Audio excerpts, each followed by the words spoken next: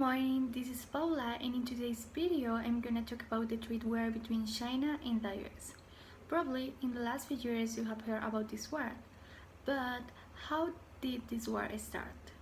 Well, in 2016, during his presidential campaign, the US President Donald Trump promised to reduce the large trade deficit with China and affirmed that this is mainly due to the unfair trade practices exercised by the Chinese government, such as intellectual property theft, forced technology transfer, lack of market access for US companies in China, and subsidies to favor Chinese companies. Now you must be wondering why the US has a deficit trade with China and why does Donald Trump accuses China of intellectual property theft.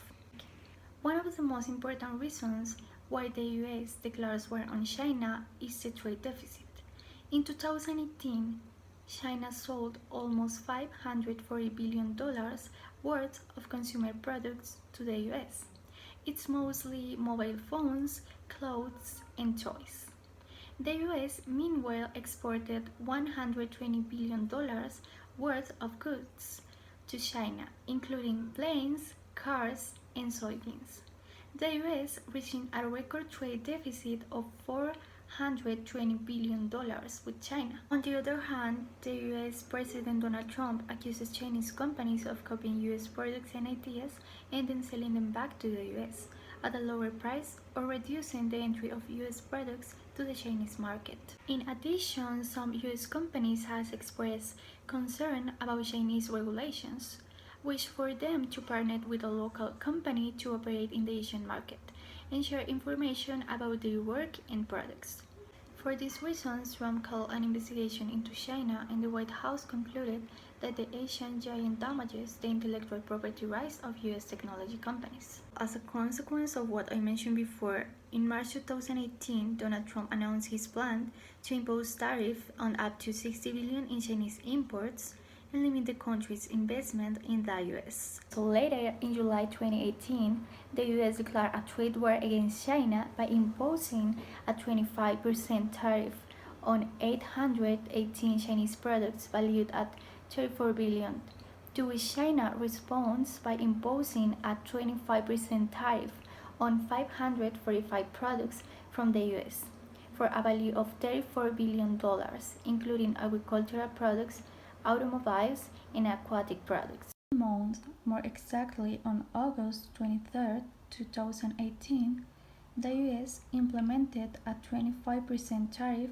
on 279 products from China, worth $16 billion.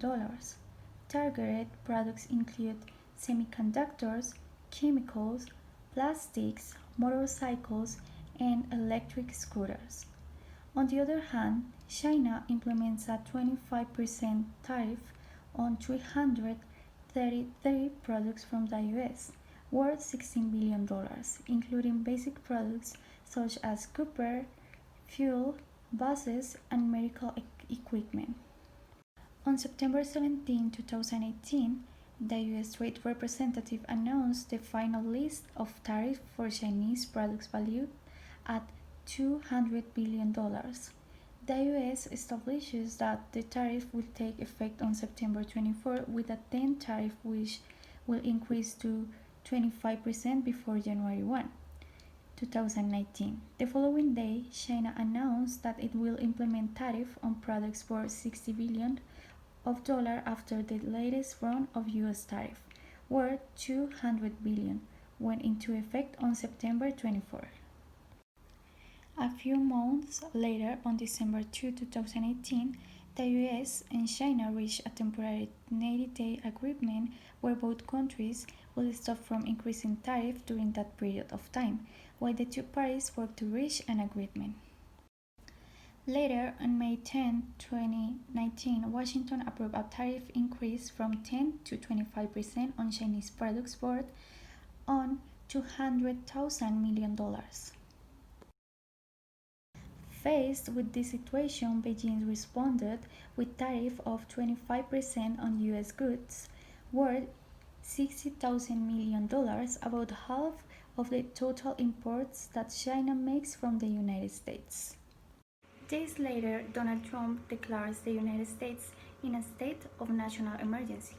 With this declaration, he signed an executive order in which he prohibited United States companies from using foreign technology that would put national security at risk. Specifically, this order was directed at companies that, according to Donald Trump, were spying on and stealing personal information from the country. Shortly after, the United States put Huawei on the blacklist of companies that represent national threat. Due to this, no American company could provide Huawei with products or services without government permission. As a consequence, the new Huawei phones couldn't have access to the services of Android or Google, such as Play Store, Gmail, or YouTube. The phones already sold could not be updated to future versions of Android, which left Huawei with two difficult options. On the one hand, Huawei could stop updating its already sold phones, which would allow it to preserve its version of Android and its services. However, this exposes the phones to security gaps that could not be solved due to the lack of updates.